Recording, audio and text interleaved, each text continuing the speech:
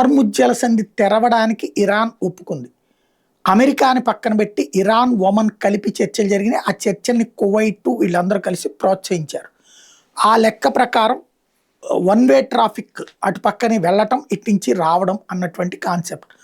దానికి గాను 7% ఛార్జీ వసూలు చేయడం అన్నటువంటి.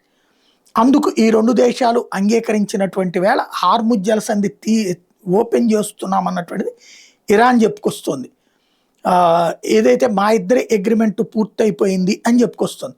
Iran supreme national security council తాజాగా ఈ ప్రకటన చేసింది. హార్ముజ్ జలసంధి ఇక ఓపెన్ అవుతుంది. 60 రోజుల పాటు 2 నెలల పాటు ప్రయోగాత్మకంగా చూసి ఆ తర్వాత తదుపరి ఎక్స్పాన్షన్ అన్నటువంటి విషయం. అయితే అమెరికా మాత్రం దీన్ని ధృవీకరించట్లేదు. వాళ్ళు ఓపెన్ చేస్తారు సరే, మేము ఓపెన్ చేయాలి కదా అంటుంది. ఇదివరకు కూడా ఇరాన్ హార్ముజ్ జలసంధిని ఫ్రీగా వదిలినప్పుడు అమెరికా దాడులు చేసింది. అమెరికా కూడా ఒప్పుకోవాలి. మరి ఏం జరుగుతుందో చూడాలి.